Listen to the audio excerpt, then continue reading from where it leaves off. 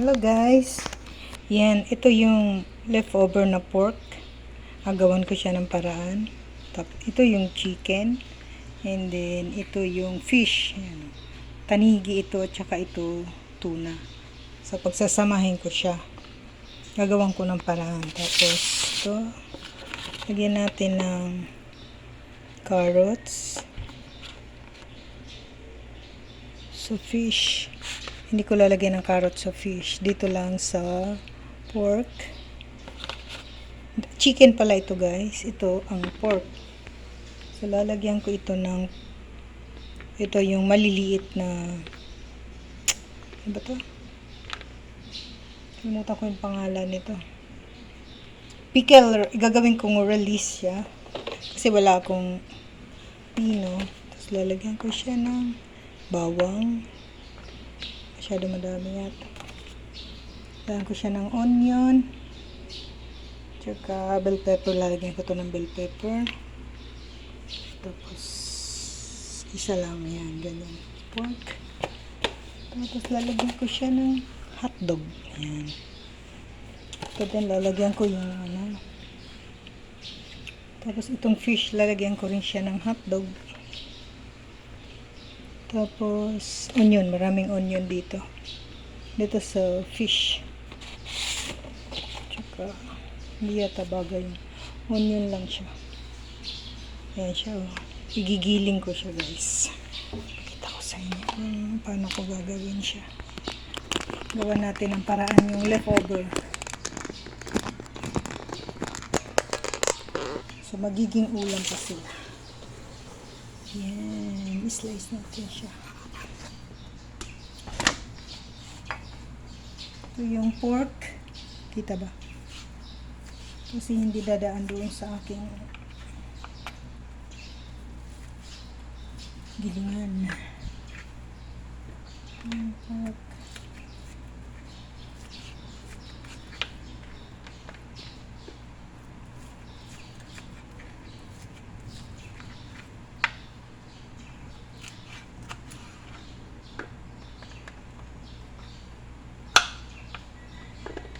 Aking onion. Parang kulang yung aking carrots. Ganyan siya kasi gigilingin ko pa siya.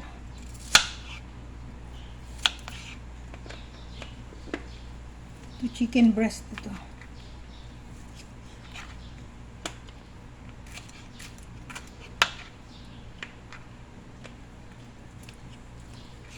Gagawin ko siyang pate. O, hindi na niya alam nga yung na-leftover to. Pag naluto siya, hindi na niya alam. Diba?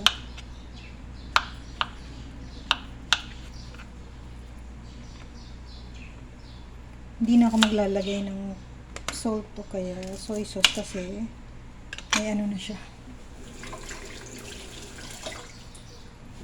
May lasa na siya. May timpla na siya.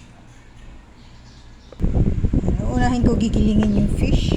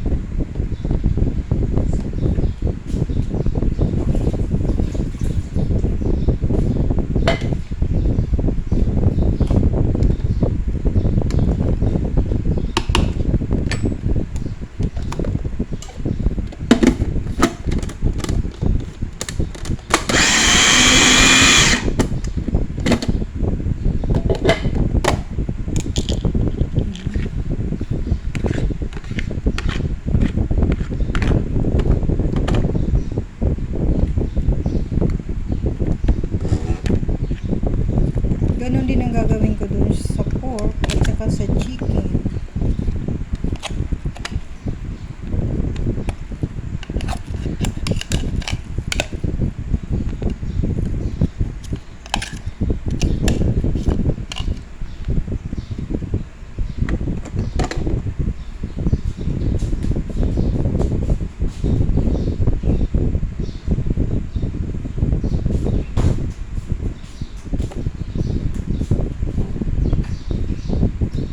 Lalagyan ko siya guys ng milk.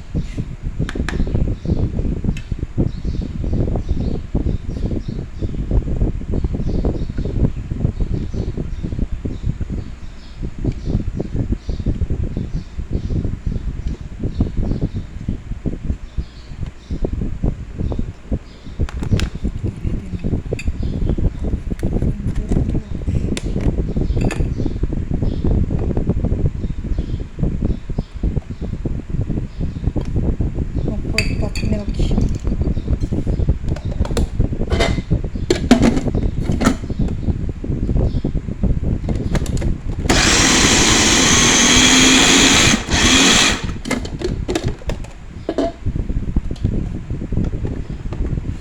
Fish ito, since fish ito, huhugasan ko siya. Kasi ang susunod, pwede ko na pagsunurin ng pork at saka yung chicken.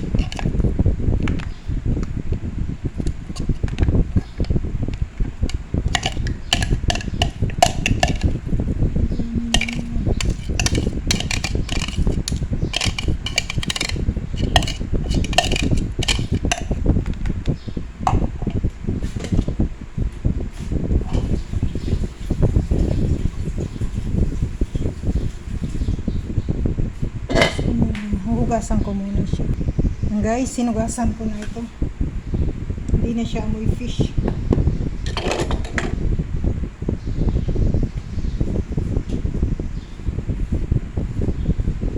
So, tingnan natin ito ulit kung mag-iisang kasya to sa isang load.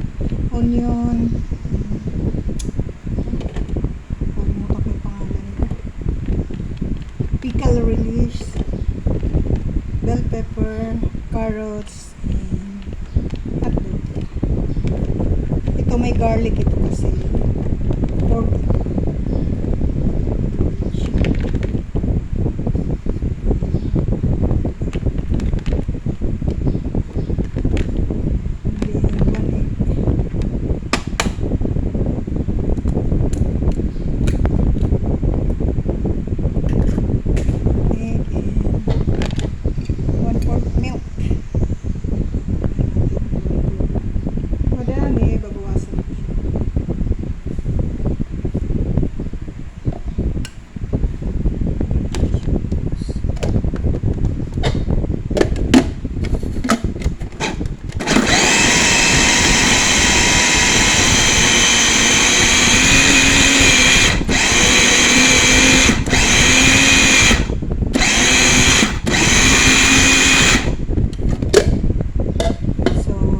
Hindi ko inubos yung milk, 1/8 lang nilagay ko kasi mukhang okay na siya. Okay na siya sa 1/8 na milk. Okay na yung texture niya. Hindi na siya mga halata na leftover siya na pork.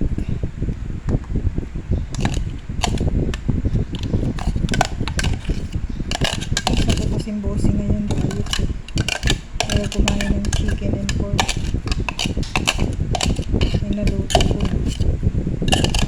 Yan. Hindi ko na siya huhugas guys kasi pork naman siya. Kanina hinugasan ko kasi chicken. Yan guys. Diba? Hindi na siya halata.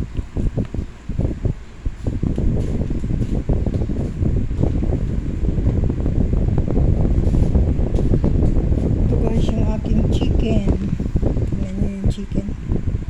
Lalagyan ko rin siya ng 1 egg.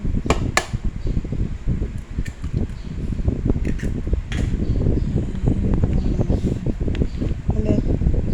Carrots. Pickle. May pickle siya ulit kasi chicken siya. May garlic.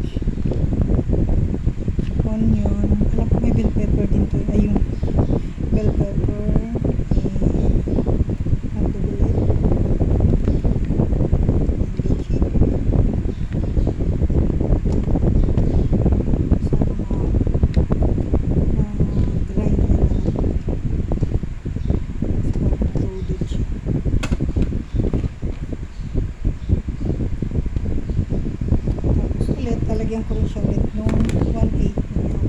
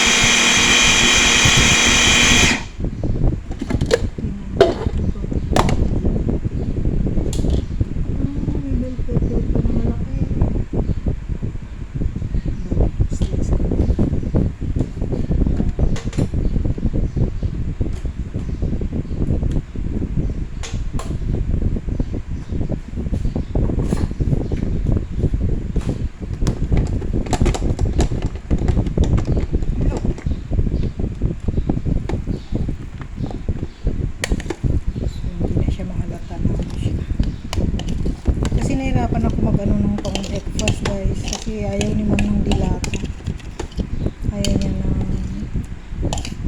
meatloaf, sausage. So, gumagawa ko ng paraan. Hirap gumawa ng breakfast eh. So 3 days ko na itong breakfast. Ayan guys, ito yung chicken, ang aking chicken, di ba kita? Yun,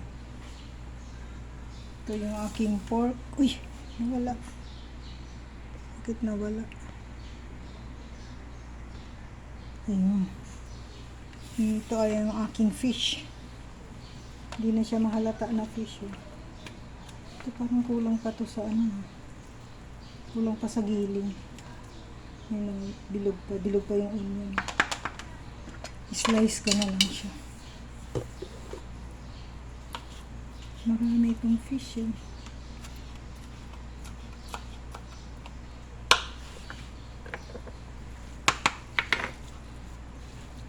Mukhang kulang pa. Lalagyan ko pa siya ng ito. Okay na to. Okay na rin to. Yung fish ang kulang pa. Nagdagan ko siya ng ano. Nagdagan ko siya ng milk.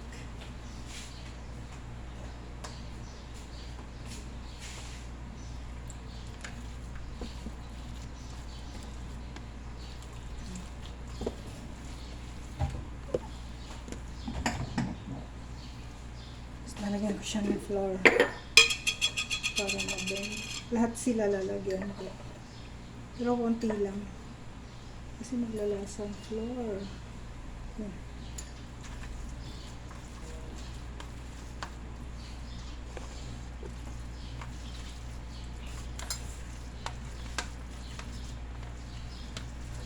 Tingnan ko kung mabilog ko. Iba-iba lang ang form na gagawin ko. May bilog, may oblong. Yan, pwede na. Ang ganyan.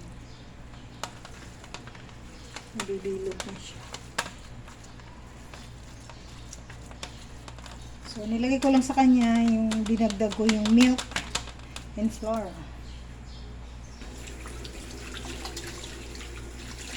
Since isda yung hinawakan ko guys, nagugas muna ako ng kamay.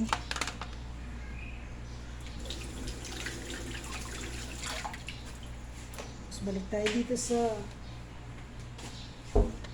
ito yung pork.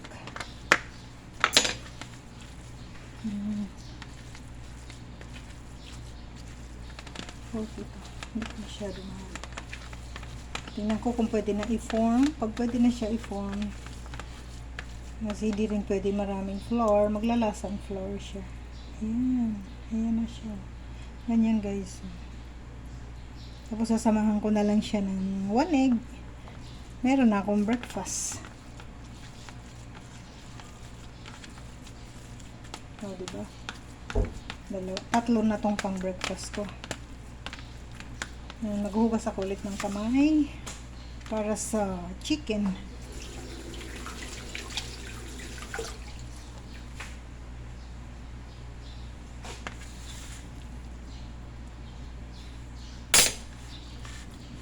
Ganito talaga ginagawa ko guys sa mga leftover para walang sayang ba. Malaki pa ito.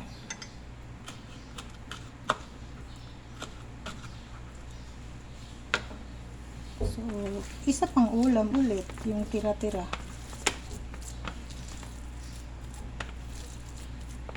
Hindi ko na na-vlog yung pork ko.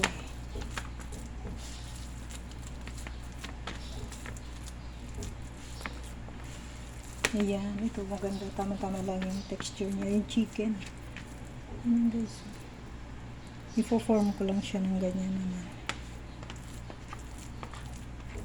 Ito yung chicken.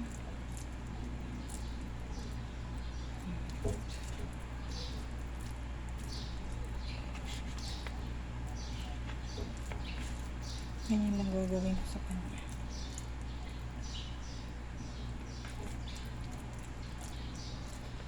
Tapos the other day, iibahin ko naman ang mold nung gagawin ko naman bilog. O, diba?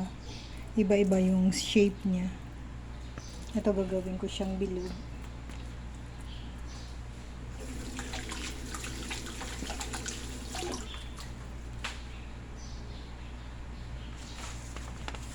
Ito naman bilog siya. Ayan siya.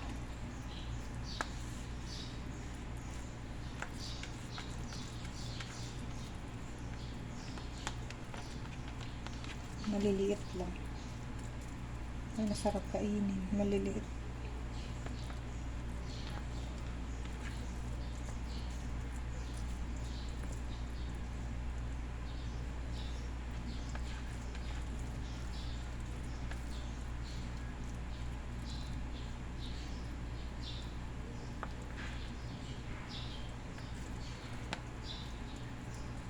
Diba, hindi na nila alam na tira-tira itong ulam.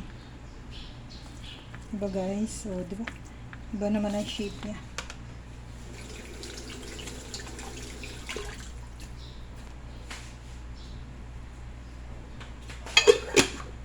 Hindi ko mahanap yung aking pang shape. Ito malalaki. Gagawin ko rito. Malaking burgers. Ganyan guys. Malaki. Pero pag niluto ko ito, lalagyan ko ng cheese sa ibabaw. Yung quick melt. Lalagay ko siya sa ibabaw ng cheese. Minsan nilalagay ko sa loob guys. Para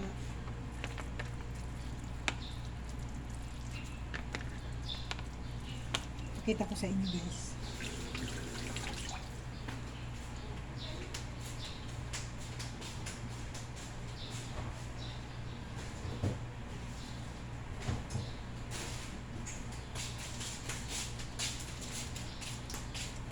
So, lalagyan ko ng cheese. Quick melt. Quick melt cheese. Hindi masyado makapal. Umpisan lang natin. Ayan guys. So, anyanin ko lang yung cheese. Ilagay ko sa loob.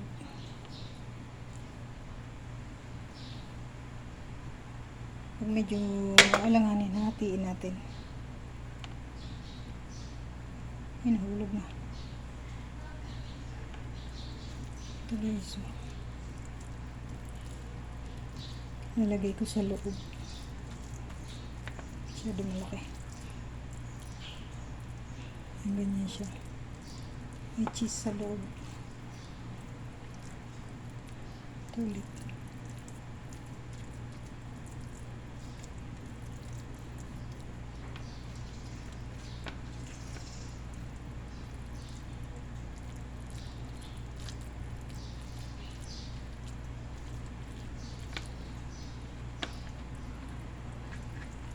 Ulit-ulit lang guys, ganyan ang gagawin ko. Isa lang yung fish lang ang may cheese.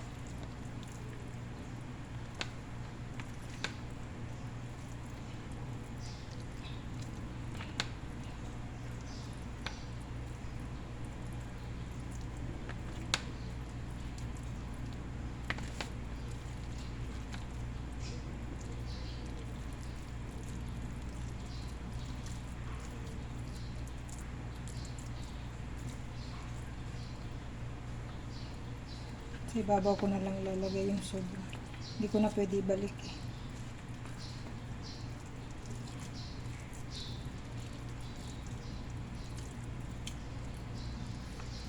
Ayan.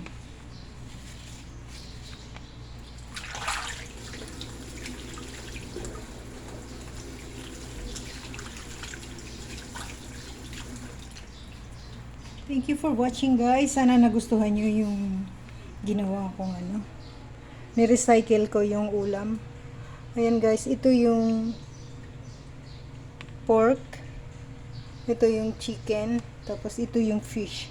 Recycle na ulam guys. Thank you for watching guys.